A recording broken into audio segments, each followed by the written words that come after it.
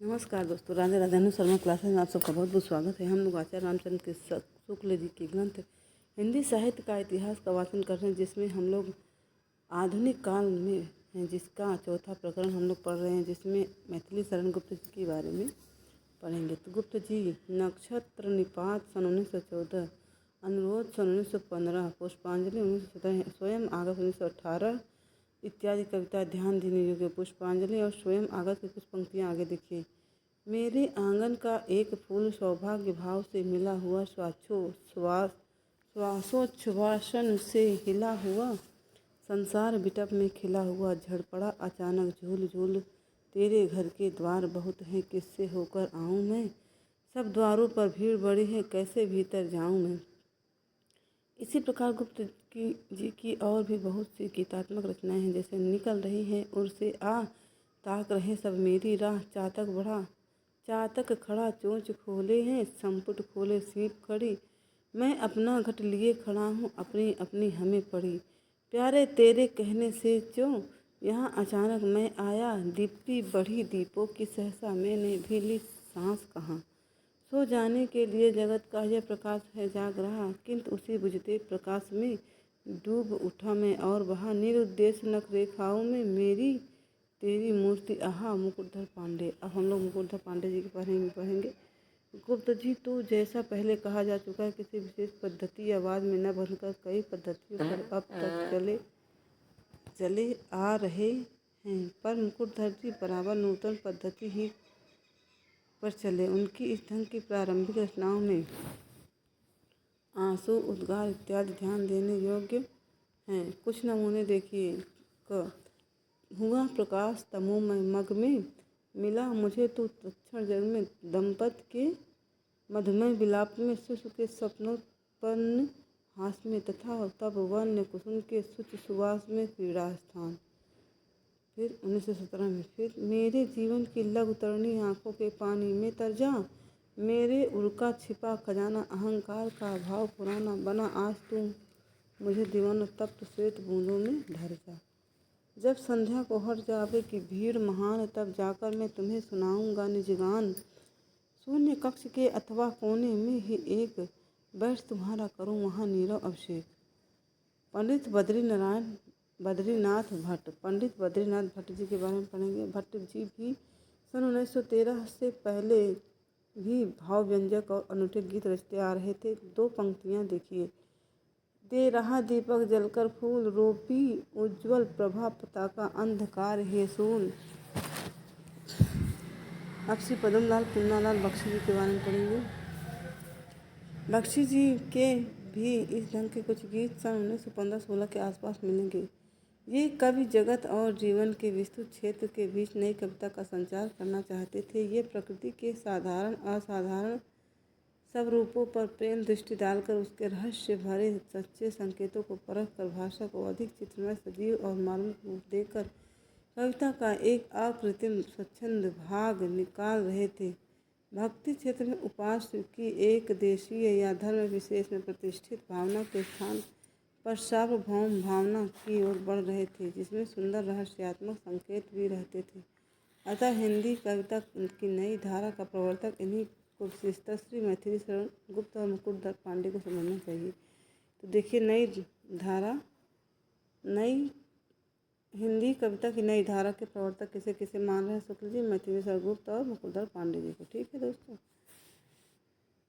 इस दृष्टि से छायावाद का रूप रंग खड़ा करने वाले कवियों के संबंध में अंग्रेजी या बंगला की पर समीक्षाओं से उठती हुई इस प्रकार की पदावली का कोई अर्थ नहीं। इन कवियों के मन में एक आंधी उठ रही थी, जिसमें आंदोलित होते हुए वे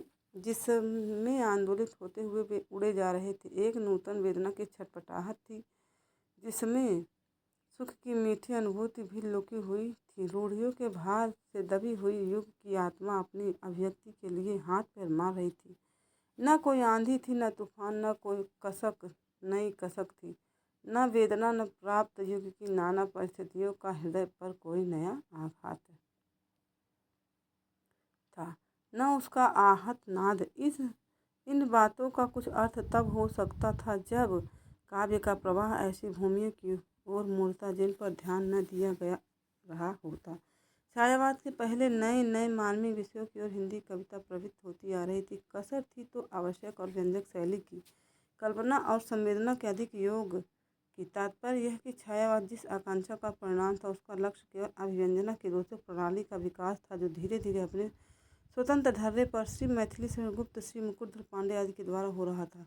गुप्त जी और मुकुटधर पांडे आदि के द्वारा स्वच्छंद नूतन धारा चली ही थी कि श्री रविंद्रनाथ ठाकुर की उन कविताओं की धूम हुई जो अधिकतर पाश्चात्य ढांचे का आध्यात्मिक रहस्यवाद लेकर चली थी। परंतु ईसाई संतों के छायावास, फैंटासमाटा तथा यूरोपीय काव्य क्षेत्र में प्रवर्तित आध्यात्मिक प्रतीकवाद, सिंबॉलिज्म के अनुकरण पर रची जाने के कारण बंगला में ऐसी कविताएं छायावाद कही जाने लगी। यह वाद क्या प्रकट हुआ? एक बने बनाए रास्ते का दरवाजा सा खुल पड़ा और हिंदी के कुछ नए कवि उधर एक बार की झुक पड़े। यह अपना क्रमशः बनाया हुआ रास्ता नहीं था। इनका दूसरे साहित्य क्षेत्र में प्रकट होना, कई कवियों का इस पर एक साथ चल पड़ना और कुछ दिनों तक इसके भीतर अंग्रेजी और बंगला की पदावली का जगह जगह ज्यों का त्यों अनुवाद रखा जाना, ये बातें मार्ग की स्वतंत्र उद्भावना नहीं सूचित करती। छायावाद नाम चल पड़ने का परिणाम यह हुआ कि बहुत से कवि रहस्यात्मकता, अभिव्यंजना के लाक्षणिक विचित्र वस्तुविन्यास की विशृंखलता, चित्रमयी भाषा और मधुमयी कल्पना को ही साध्य मानकर चले। शैली की इन विशेषताओं की दूरारूढ़ साधना में ही लीन हो जाने के कारण अर्थ भूमि के विस्तार की ओर उनकी दृष्टि न रही। विभाव पक्ष या तो शून्य अथवा अनिर्दिष्ट रह गया। इस प्रकार प्रसारणोन्मुख काव्य क्षेत्र बहुत कुछ संकुचित हो गया। असीम और अज्ञात प्रीतम के प्रति अत्यंत चित्रमय भाषा में अनेक प्रकार के प्रेमोद्गार तक की काव्य की गतिविधि पर प्रायः बंध गई है। हृतंत्री की झंकार, नीरव संदेश, अभिसार, अनंत प्रतीक्षा, प्रियतम का दबे पाँव आना, आँख मिचौली, मद में झूमना, विभोर होना इत्यादि के साथ साथ शराब प्याला, शाकी आदि सूफी कवियों के पुराने सामान भी इकट्ठे किए गए। कुछ हेर फेर के साथ वही बंधी पदावली, वेदना का वही प्रकांड प्रदर्शन, कुछ विशृंखलता के साथ प्रायः सब कविताओं में मिलने लगा। अज्ञेय और अव्यक्त ही रखकर काम वासना के शब्दों में प्रेम व्यंजना भारतीय काव्यधारा में कभी नहीं चली। यह स्पष्ट बात हमारे यहाँ वह भी था कि प्रवृत्तियों वाले को अच्छी नहीं लगती। इससे खिन्न होकर वे उपनिषद से लेकर तंत्र और योग मार्ग तक की दौड़ लगाते हैं। उपनिषद में आए हुए आत्मा के पूर्ण आनंद स्वरूप के निर्देश, ब्रह्मानंद की अपरिमेयता को समझाने के लिए स्त्री पुरुष संबंध वाले दृष्टांत या उपमाएं, योग के सहस्त्र दल कमल आदि की भावना के बीच वे से बड़े संतोष के साथ उद्धृत करते हैं। यह सब करने के पहले उन्हें समझना चाहिए कि जो बात ऊपर कही गई उसका तात्पर्य क्या है। यह कौन कहता है कि मतांतरों की साधना के क्षेत्र में रहस्य मार्ग नहीं चले। योग रहस्य मार्ग है, तंत्र रहस्य मार्ग है, रसायन भी रहस्य मार्ग है, पर यह सब साधनात्मक है, प्रकृत भावभूमि या काव्य भूमि के भीतर चले हुए मार्ग नहीं। भारतीय परंपरा का कोई कवि मणिपुर, अनाहत आदि के चक्रों को लेकर तरह तरह के रंगमहल बनाने में प्रवृत्त नहीं हुआ। संहिताओं में अनेक प्रकार की बातों का संग्रह है। उपनिषदों में ब्रह्म और जगत, आत्मा और परमात्मा के संबंध में कई प्रकार के मत हैं। वे काव्य ग्रंथ नहीं हैं। उनमें इधर उधर काव्य का जो स्वरूप मिलता है वह ऐतिह्य, कर्मकांड, दार्शनिक चिंतन, सांप्रदायिक गुह्य साधना, मंत्र तंत्र, जादू टोना आदि बहुत सी बातों में उलझा हुआ है। विशुद्ध काव्य का निखरा हुआ स्वरूप पीछे अलग हुआ। रामायण का आदिकाल कहलाना साफ यही सूचित करता है। संहिताओं और उपनिषदों को कभी किसी ने काव्य नहीं कहा। अब सीधा सवाल यह रह गया कि क्या वाल्मीकि से लेकर पंडित राज जगन्नाथ तक कोई एक भी ऐसा कवि बताया जा सकता है जिसने अज्ञेय और अव्यक्त को अज्ञेय और अव्यक्त ही रहकर प्रियतम बनाया हो और उसके प्रति कामुकता के शब्दों में प्रेम व्यंजना की हो। कबीरदास किस प्रकार हमारे यहाँ के ज्ञानवाद और सूफियों के भावात्मक रहस्यवाद को लेकर चले, यह हम पहले दिखा आए हैं। उसी भावात्मक रहस्य परंपरा का नूतन भाव भंगी और लाक्षणिकता के साथ आविर्भाव है। बहुत रमणीय है, कुछ लोगों को अत्यंत रुचिकर है, यह और बात है।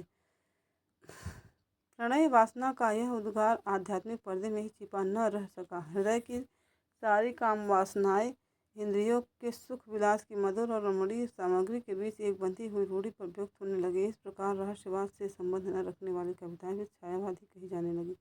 अतः छायावाद शब्द का प्रयोग रहस्यवाद तक ही न रहकर काव्य शैली के संबंध में प्रतीकवाद सिम्बोलिज्म के अर्थ में होने लगा। छायावाद की इस धारा के आने के साथ ही साथ अनेक लेखक नवयुग के प्रतिनिधि बनकर यूरोप के साहित्य क्षेत्र में प्रवर्तित काव्य और कला संबंधी अनेक नए पुराने सिद्धांत सामने लाने लगे। कुछ दिन कलावाद की धूम रही और कहा जाता रहा कला का उद्देश्य कला ही है। इस जीवन के साथ काव्य का कोई संबंध न रखने वाले उसकी दुनिया ही और है। किसी काव्य के मूल्य का निर्धारण जीवन की किसी वस्तु के मूल्य के रूप में नहीं हो सकता। काव्य तो एक लोकातीत वस्तु है, कभी एक प्रकार का रहस्यदर्शी श्रेया या पैगंबर है। इस प्रकार क्रोचे के अभिव्यंजनावाद को लेकर बताया गया कि काव्य में वस्तु या वर्ण विषयक कुछ नहीं, जो कुछ है वह अभिव्यंजना के ढंग का अनूठापन है। इन दोनों वादों के अनुसार काव्य का लक्ष्य उसी प्रकार सौंदर्य की दृष्टि या योजना कहा गया जिस प्रकार बेल बूटे या नक्काशी का। कवि कल्पना प्रत्यक्ष जगत से अलग एक रमणीय स्वप्न घोषित किया जाने लगा और कवि सौंदर्य भावना के मध्य में झूमने वाला एक लोकातीत जीव। कला और काव्य की प्रेरणा का संबंध स्वप्न और काम वासना से बताने वाला मत भी इधर उधर उद्धृत हुआ। सारांश यह कि इस प्रकार के अनेक वाद प्रवाद पत्र पत्रिकाओं में निकलते रहे। छायावाद की कविता की पहली दौड़ तो वंग भाषा की रहस्यात्मक कविताओं के सजीले और कोमल मार्ग पर हुई, पर उन कविताओं की बहुत कुछ गतिविधि अंग्रेजी वाक्य खंडों के अनुसार अनुवाद द्वारा संग्रहित देख अंग्रेजी काव्यों से परिचित हिंदी कवि सीधे अंग्रेजी से तरह तरह के लाक्षणिक प्रयोग लाकर उनके ज्यों के तो अनुवाद जगह जगह अपनी रचनाओं में जड़ने लगे। कनक प्रभात विचारों में बच्चों की सांस स्वर्ण समय प्रथम मधु बाल तारिकाओं की तान स्वप्निल क्रांति और ऐसे प्रयोग अजायब घर के जानवरों की तरह उनकी रचनाओं के भीतर इधर उधर मिलने लगे। निराला जी की शैली कुछ अलग रही। उसमें लाक्षणिक वैचित्र का उतना आग्रह नहीं पाया जाता जितना पदावली की तड़क भड़क और पूरे वाक्य के वैलक्षण्य का। केवल भाषा के प्रयोग वैचित्र तक ही बात न रही, ऊपर जिन अनेक यूरोपीय वादों और प्रवादों का उल्लेख हुआ है उन सबका प्रभाव भी छायावाद कही जाने वाली कविताओं के स्वरूप पर कुछ न कुछ पड़ता रहा। कलावाद और अभिव्यंजनावाद का पहला प्रभाव यह दिखाई पड़ा कि काव्य में भावानुभूति के स्थान पर कल्पना का विधान ही प्रधान समझा जाने लगा और कल्पना अधिकतर अप्रस्तुतों की योजना करने तथा लाक्षणिक मूर्तिमत्ता और विचित्रता लाने में ही वृत्त हुई। प्रकृति के नाना रूप और व्यापार इसी प्रस्तुत योजना के काम में लाए गए। सीधे उनके मर्म की ओर हृदय प्रवृत्त न दिखाई पड़ा। पंत जी अलबत्ता प्रकृति के कमनीय रूपों की ओर कुछ रुक कर हृदय रमाते पाए गए। दूसरा प्रभाव यह देखने में आया कि अभिव्यंजना प्रणाली या शैली की विचित्रता ही सब कुछ समझी गई। नाना अर्थभूमियों पर काव्य का प्रसार रुक सा गया। प्रेम क्षेत्र कहीं आध्यात्मिक कहीं लौकिक के भीतर ही कल्पना की विचित्र विधायनी क्रीड़ा के साथ प्रकांड वेदना औत्सुक्य उन्माद आदि की व्यंजना तथा क्रीड़ा से दौड़ी हुई प्रिय के कपोलों पर की ललाई हाव भाव मधुर श्राव अश्रु प्रवाह इत्यादि के रंगीले वर्णन ही अनेक कवि अब तक पूर्ण तृप्त दिखाई देते हैं। जगत और जीवन के नाना मार्मिक पक्षों की ओर उनकी दृष्टि नहीं है। बहुत से नए रसिक प्रश्वेत गंध युक्त छिपछिपाती और भिनभिनाती भाषा को ही सब कुछ समझने लगे हैं। लक्षणा शक्ति के सहारे अभिव्यंजना प्रणाली या काव्य शैली का अवश्य बहुत अच्छा विकास हुआ है, पर अभी तक कुछ बंधे हुए शब्दों की रूढ़ी चल रही है। रीतिकाल की श्रृंगारिक कविता कभी रहस्य का पर्दा डालकर कभी खुले मैदान अपनी कुछ अदा बदल कर फिर प्राय सारा काम छेक कर चल रही है। कलावाद के प्रसंग में बार बार आने वाली सौंदर्य शब्द के कारण बहुत से कवि बेचारे स्वर की अप्सराओं को पर लगाकर कोह काफ की परियों या बिहिस्त के फरिश्ता की तरह उड़ाते हैं। सौंदर्य चहन के लिए इंद्रधनुषी बादल, ऊषा, विकच कलिका, पराग, सौरभ, स्मित आनंद, अधर पल्लव इत्यादि बहुत ही सुंदर और मधुर सामग्री प्रत्येक कविता में जुटाना आवश्यक समझते हैं। स्त्री के नाना अंगों के आरोप के बिना वे प्रकृति के किसी दृश्य के सौंदर्य की भावना ही नहीं कर सकते। कला की पुकार के कारण यूरोप में गीत मुक्तकों लिरिक्स का ही अधिक चलन देखकर यहाँ भी उसी का जमाना यह बताकर कहा जाने लगा कि अब ऐसी लंबी कविताएं पढ़ने की किसी को फुर्सत कहाँ, जिनमें कुछ इतिवृत्त भी मिला रहता हो। अब तो विशुद्ध काव्य की सामग्री जुटाकर सामने रख देनी चाहिए, जो छोटे छोटे प्रगीत मुक्तकों में ही संभव है। इस प्रकार काव्य में जीवन को अनेक परिस्थितियों की ओर ले जाने वाले प्रसंगों या आख्यानों की उद्भावना बंद सी हो गई। खैरियत यह हुई कि कलावाद की उस रस वर्जनी सीमा तक लोग नहीं बढ़े जहाँ तक यह कहा जाता है कि रसानुभूत के रूप में किसी प्रकार का भाव जगाना तो वक्ताओं का काम है। कलाकार का काम तो केवल कल्पना द्वारा बेलबूटे या बारात की फुलवारी की तरह शब्दमयी रचना खड़ी करके सौंदर्य की अनुभूति उत्पन्न करना है। हृदय और वेदना का पक्ष छोड़ा तो नहीं गया है। इससे काव्य के प्रकृत स्वरूप के तिरोभाव की आशंका नहीं है, पर छायावाद और कलावाद के सहसा आ धमकने से वर्तमान काव्य का बहुत सा अंश एक बधु लेख के भीतर सिमट गया। नाना अर्थभूमियों पर न जाने पाया, यह अब अवश्य कहा जाएगा। छायावाद की शाखा के भीतर धीरे धीरे काव्य शैली का बहुत अच्छा विकास हुआ, इसमें संदेह नहीं।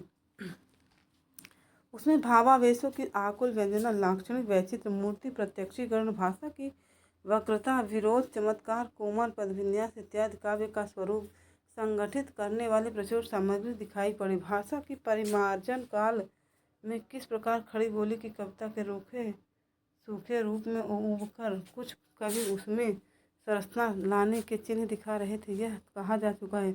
अतः आध्यात्मिक रहस्यवाद का नूतन रूप हिंदी में न आता तो शैली और अभिव्यंजना पद्धति की उक्त विशेषताएं क्रमशः स्फुरित होती और उनका स्वतंत्र विकास होता। हमारी काव्य भाषा में लाक्षणिकता का कैसा अनूठा आभास घनानंद की रचनाओं में मिलता है, यह हम दिखा चुके हैं। छायावाद जहाँ तक आध्यात्मिक प्रेम लेकर चला है, वहाँ तक तो रहस्यवाद के ही अंतर्गत रहा है। उसके आगे प्रतीकवाद या चित्र भाषावाद, सिम्बॉलिज्म नाम की काव्य शैली के रूप में गृहीत होकर भी वह अधिकतर प्रेमगान ही करता रहा है। हर्ष की बात है कि अब कभी उस संकीर्ण क्षेत्र से बाहर निकलकर जगत और जीवन के और मानवीय पक्षों की ओर बढ़ते दिखाई दे रहे हैं। इसी के साथ काव्य शैली में प्रतिक्रिया के प्रदर्शन व नएपन की नुमाइश का शौक भी घट रहा है। अब अपनी शाखा की विशिष्टता को विभिन्नता की हद पर ले जाकर दिखाने की प्रवृत्ति का वेग क्रमशः कम तथा रचनाओं को सुव्यवस्थित और अर्थगर्भित रूप देने की रुचि क्रमशः अधिक होती दिखाई पड़ती है। स्वर्गीय जयशंकर प्रसाद जी अधिकतर तो विरह वेदना के नाना सजीले शब्द पथ निकालते तथा लौकिक और अलौकिक प्रणय मधुगान ही करते रहे, पर इधर लहर में कुछ ऐतिहासिक वृत्त लेकर छायावाद की चित्रमयी शैली की विस्तृत अर्थभूमि पर ले जाने का प्रयास भी उन्होंने किया और जगत के वर्तमान दुख द्वेषपूर्ण मानव जीवन का अनुभव करके इस जले जगत के वृंदावन बन जाने की आशा भी प्रकट की तथा जीवन के प्रभात को जगाया। इसी प्रकार श्री सुमित्रानंदन पंत ने गुंजन में, तो देखिए क्या किस किस रचनाओं का नाम शुक्ल जी ले रहे हैं, आप लोग ध्यान रखते जाइएगा। इनके गुंजन के और उनके लहर का उन्होंने जिक्र किया है। सौंदर्य चयन से आगे बढ़ जीवन के नित्य स्वरूप पर भी दृष्टि डालिए। सुख दुख दोनों के साथ अपने हृदय का सामंजस्य किया और जीवन की गति में भी लय का अनुभव किया है। बहुत अच्छा होता यदि पंत जी उसी प्रकार जीवन के अनेक परिस्थितियों को नित्य रूप में लेकर अपनी सुंदर चित्रमयी प्रतिभा को अग्रसर करते, जिस प्रकार उन्होंने गुंजन और युगांत में किया है। युगवाणी में उनकी वाणी बहुत कुछ वर्तमान आंदोलनों की प्रतिध्वनि के रूप में परिणत होती दिखाई पड़ी है। केवल इतना ही आपसे अगर कह देगा कि युगवाणी में उनकी वाणी बहुत कुछ वर्तमान आंदोलनों और प्रतिध्वनि के रूप में होती दिखाई पड़ी है। यह कथन नथिल शरण गुप्त के युगवाणी के बारे में किसका है, तो आपको पता होना चाहिए, आचार्य शुक्ल जी का। ठीक है। निराला जी की रचना का क्षेत्र तो पहले से ही बहुत कुछ विस्तृत रहा। उन्होंने जिस प्रकार तुम और मैं में उस नाद वेग आकार सार का गान किया, जूही की कली, देखिए जूही की कली, शेफालिका में उन्माद प्रणय चेष्टाओं के पुष्प चित्र खड़े किए, उसी प्रकार जागरण वीणा बजाई, इस जगत के बीच विधवा की विधुर और करुण मूर्ति खड़ी की और इधर आकर इलाहाबाद के पथ पर तोड़ती पत्थर। देखिए ये बहुत इम्पोर्टेंट कविता है, आप लोग ध्यान दीजिएगा ना। एक पत्थर तोड़ती दिन स्त्री के माथे के पर के श्रम सीकर दिखाए। सारांश यह कि अब शैली के वैलक्षण्य द्वारा प्रतिक्रिया प्रदर्शन का वेग कम हो जाने से अर्थभूमि के रमणीय प्रसार के चिन्ह भी छायावादी कहे जाने वाले कवियों की रचनाओं में दिखाई पड़ रहे हैं। इधर हमारे साहित्य क्षेत्र की प्रवृत्तियों का परिचालन बहुत कुछ पश्चिम से होता है। कला में व्यक्तित्व की चर्चा खूब फैलने से कुछ कवि लोग के साथ अपना मेल न मिलने की अनुभूति की बड़ी लंबी चौड़ी व्यंजना कुछ मार्मिकता और कुछ फक्कड़पन के साथ करने लगे हैं। भाव क्षेत्र में असामंजस्य की इस अनुभूति का भी एक स्थान अवश्य है, पर यह कोई व्यापक या स्थायी मनोवृत्ति नहीं। हमारा भारतीय काव्य उस भूमि की ओर प्रवृत्त रहा है जहाँ जाकर प्रायः सब हृदयों का मेल हो जाता है। वह सामंजस्य को लेकर अनेकता में एकता को लेकर चलता है, असामंजस्य को लेकर नहीं। उपर्युक्त परिवर्तनवाद और छायावाद को लेकर चलने वाली कविताओं के साथ साथ दूसरी धाराओं की कविताएं भी विकसित होती हुई चल रही हैं।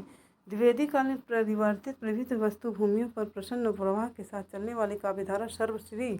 अब देखिए किन किन लेखकों का इन्होंने नाम लिया है। मैथिली शरण ठाकुर गोपाल शरण सिंह, अनूप शर्मा, श्याम नारायण पांडे, है ना, पुरोहित, प्रताप नारायण, तुलसीराम शर्मा, दिनेश इत्यादि अनेक कवियों की वाणी के प्रसाद से विविध प्रसंग, आख्यान और विषय लेकर निथरती तथा प्रौढ़ और प्रगल्भ होती चली आ रही है। उसकी अभिव्यंजना प्रणाली में अब अच्छी सरसता और सजीवता तथा अपेक्षित वक्रता का भी विकास होता चल रहा है। यद्यपि कई वादों के कूद पड़ने और प्रेम गान की परिपाटी लव लिरिक्स, है ना, लव लिरिक्स का फैशन चल पड़ने के कारण अर्थभूमि का बहुत कुछ संकोच हो गया और हमारे वर्तमान काव्य का बहुत सा भाग कुछ रूढ़ियों को लेकर एक बंधी लीक पर बहुत दिनों तक चला। फिर स्वाभाविक स्वच्छंदता, ट्रू रोमांटिसिज्म के उस नूतन पथ को ग्रहण करके कई कवि चले, जिसका उल्लेख पहले हो चुका है। पंडित राम नरेश त्रिपाठी के संबंध में द्वितीय उत्थान के भीतर कहा जा चुका है। तृतीय उत्थान के आरंभ में मुकुटधर पांडे की रचनाएं छायावाद के पहले किस प्रकार नूतन स्वच्छंद मार्ग निकाल रही थी, यह भी हम दिखा आए हैं। मुकुटधर जी की रचनाएं नृत्य प्राणियों के गतिविधि का भी राग रहस्यपूर्ण परिचय देती हुई स्वाभाविक स्वच्छंदता की ओर झुकती मिलेंगी। प्रकृति प्रांगण के चर अचर प्राणियों का रागपूर्ण परिचय, उनकी गतिविधि पर आत्मीयता व्यंजक दृष्टिपात, सुख दुख में उनके साहचर्य की भावना, यह सब बातें स्वाभाविक स्वच्छंदता के परिचिह्न हैं। सर्वश्री, अब देखिए यहाँ पे कितने लेखकों का नाम शुक्ल जी ने लिया है। सिया राम शरण गुप्त, सुभद्रा कुमारी चौहान, ठाकुर गुरुभक्त सिंह, उदय शंकर भट्ट इत्यादि, है ना, इत्यादि कई कवि विस्तृत अर्थभूमि पर स्वाभाविक स्वच्छंदता का मर्म पथ ग्रहण करके चल रहे हैं। वे न तो केवल नवीनता के प्रदर्शन के लिए छंदों का तिरस्कार करते हैं, न उन्हीं में एक बारगी बंधकर चलते हैं। वे प्रसंग के अनुकूल परंपरागत पुराने छंदों का व्यवहार और नए ढंग के छंदों तथा चरण व्यवस्थाओं का विधान भी करते हैं। व्यंजक, चित्र विन्यास, लाक्षणिकता, वक्रता और मूर्तिमत्ता, सरस पदावली आदि का भी सहारा लेते हैं, पर इन्हीं बातों को सब कुछ नहीं समझते। एक छोटे से घेरे में इनके प्रदर्शन मात्र से वे संतुष्ट नहीं दिखाई देते। उनकी कल्पना इस व्यक्त जगत और जीवन की अनंत वीथियों में हृदय को साथ लेकर विचरने के लिए आकुल दिखाई देती है। तृतीयोत्थान की प्रवृत्तियों के इस संक्षिप्त विवरण से ब्रजभाषा काव्य परंपरा के अतिरिक्त इस समय चलने वाली खड़ी बोली की तीन मुख्य धाराएं स्पष्ट हुई होंगी। द्विवेदी काल की क्रमशः विस्तृत और परिष्कृत होती हुई धारा, छायावाद कही जाने वाली धारा तथा स्वाभाविक स्वच्छंदतावाद को लेकर चलती हुई धारा, जिसके अंतर्गत राजनीति और सामाजिक परिवर्तन की लालसा व्यक्त करने वाली शाखा भी हम ले सकते हैं। ये धाराएं वर्तमान काल में चल रही हैं और अभी इतिहास की सामग्री नहीं बनी है, इसलिए इनके भीतर की कुछ कृतियों और कुछ कवियों का थोड़ा सा विवरण देकर ही हम संतोष करेंगे। इनके बीच मुख्य भेद वस्तु विधान और अभिव्यंजन कला के रूप में परिणाम में है, पर काव्य की भिन्न भिन्न धाराओं के भेद इतने निर्दिष्ट नहीं हो सकते कि एक की कोई विशेषता दूसरे में कहीं दिखाई ही न पड़े। जबकि धाराएं साथ साथ चल रही हैं तब उनका थोड़ा बहुत प्रभाव एक दूसरे पर पड़ेगा ही। एक धारा का कवि दूसरी धारा की किसी विशेषता में भी अपनी कुछ निपुणता दिखाने की कभी कभी इच्छा कर सकता है। धाराओं का विभाग सबसे अधिक सामान्य प्रवृत्ति देखकर ही किया जा सकता है। फिर भी दो चार कवि ऐसे रह जाएंगे जिनमें सब धाराओं की विशेषता समान रूप से पाई जाएंगी, जिनकी रचनाओं का स्वरूप मिला जुला होगा। कुछ विशेष प्रवृत्ति होगी भी तो व्यक्तिगत होगी। अब देखिए पहला ब्रजभाषा काव्य परंपरा दिया है, इसके बारे में हम लोग थोड़ा सा पढ़ते हैं, ठीक है। जैसा कि द्वितीयोत्थान के संत में कहा जा चुका है, ब्रजभाषा की काव्य परंपरा भी चल रही है। यद्यपि खड़ी बोली का चलन हो जाने से अब ब्रजभाषा की रचनाएं प्रकाशित बहुत कम होती हैं, पर अभी देश में न जाने कितने कवि नगरों और ग्रामों में बराबर ब्रजवाणी की रसधारा बहाते चल रहे हैं। जब कहीं किसी स्थान पर कवि सम्मेलन होता है तब न जाने कितने अज्ञात कवि आकर अपनी रचनाओं से लोगों को तृप्त कर जाते हैं। रत्नाकर जी की उद्धव शतक ऐसी, देखिए उद्धव शतक है ना, उसकी चर्चा उन्होंने की है। रत्नाकर जी की ऐसी उत्कृष्ट रचनाएं, उद्धव शतक ऐसी उत्कृष्ट रचनाएं इस उत्थान में ही निकली थी। सर्गबद्ध प्रबंध काव्यों में हमारा बुद्ध चरित संवत 1979 में प्रकाशित हुआ, जिसमें भगवान बुद्ध का लोक पालन चरित उसी परंपरागत काव्य भाषा में वर्णित है जिसमें रामकृष्ण की लीला का अब भी घर घर गान होता है। श्री वियोगी हरि जी को वीर सतसती, देखो वियोगी हरि जी की वीर सतसई पर मंगला प्रसाद पारितोषिक मिला हुआ है। किस पे? वीर सतसई वियोगी हरि जी को मंगला प्रसाद पारितोषिक मिला है, जो बहुत बड़ी बात थी उस समय से। ठीक है दोस्तों, बहुत दिन नहीं हुए देव पुरस्कार से पुरस्कृत श्री दुलारे लाल भार्गव के दोहे बिहारी के रास्ते पर ही चल रहे हैं। अयोध्या के श्री रामनाथ ज्योतिषी के रामचंद्रोदय काव्य की रामचंद्रोदय किसकी कविता है? रामनाथ ज्योतिषी की है ना, के लिए देव पुरस्कार थोड़े ही दिन हुए मिला है। मेवाड़ के श्री केसरी सिंह मेवाड़ के श्री केसरी सिंह बारहट का प्रताप चरित वीररस का एक बहुत उत्कृष्ट काव्य है, जो संवत 1992 में प्रकाशित हुआ था। पंडित गया प्रसाद शुक्ल स्नेही की सरस कविताओं की धूम कवि सम्मेलनों में बराबर रहा करती है। प्रसिद्ध कलाविद राय कृष्णदास जी का ब्रज रज इसी तृतीय उत्थान के भीतर प्रकाशित हुआ। इधर श्री उमा शंकर वाजपेयी उमेश जी की ब्रज भारती में ब्रजभाषा बिल्कुल नई सजधज के साथ दिखाई पड़ी है। हम नहीं चाहते और शायद कोई भी नहीं चाहेगा कि ब्रजभाषा की काव्य की धारा लुप्त हो जाए।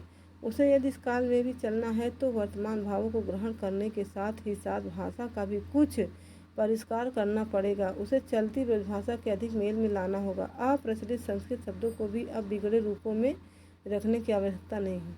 बुद्ध चरित्र काव्य में भाषा के संबंध में हमने इसी पद्धति का अनुसरण किया था और कोई बाधा नहीं दिखाई पड़ी थी। द्विवेदी काल में प्रवर्तित खड़ी बोली की काव्यधारा, इस धारा का प्रवर्तन द्वितीय उत्थान में इस बात को लेकर हुआ था कि ब्रजभाषा के स्थान पर अब प्रचलित खड़ी बोली में कविता होनी चाहिए। श्रृंगार रस के कवित्त सवैये बहुत लिखे जा चुके, अब और विषयों को लेकर तथा छंदों में भी रचना चलनी चाहिए। खड़ी बोली की पद्य में अच्छी तरह ढलने में जो काल लगा, उसके भीतर की रचना तो बहुत कुछ इतिवृत्तात्मक रही, पर इसी तृतीय उत्थान में आकर यह काव्यधारा कल्पनान्वित, भावाविष्ट और अभिव्यंजनात्मक हुई। भाषा का कुछ दूर तक चलता हुआ स्निग्ध, प्रसन्न और प्रांजल प्रवाह इस धारा की सबसे बड़ी विशेषता है। खड़ी बोली वास्तव में इसी धारा के भीतर मंजी है।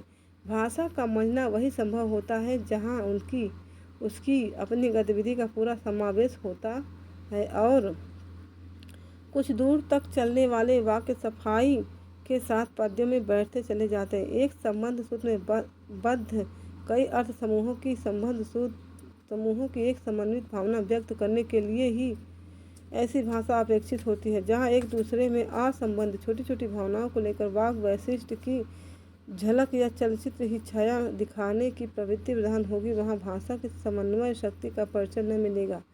व्यापक समन्वय के बिना कोई ऐसा समन्वित प्रभाव भी नहीं पड़ सकता जो कुछ काल तक स्थायी रहे। स्थायी प्रभाव की ओर लक्ष्य इस काव्यधारा में बना हुआ है।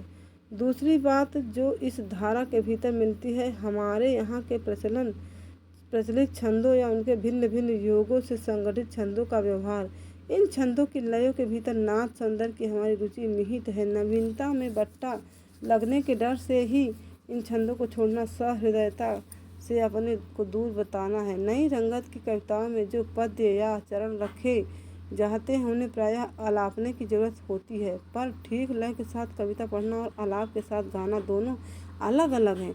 इस धारा में कल्पना और भावात्मिका वृत्ति अधर में नाचती तो नहीं मिलती है, पर बोध वृत्ति द्वारा उद्घाटित भूमि पर टिककर उसकी मार्मिकता का प्रकाश करती अवश्य दिखाई पड़ती है। इससे कला का कुतूहल तो नहीं खड़ा होता, पर हृदय को रमाने वाली बात सामने आ जाती है। यह बात तो स्पष्ट है कि ज्ञान काव्य के ही संचरण के लिए रास्ता खोलता है।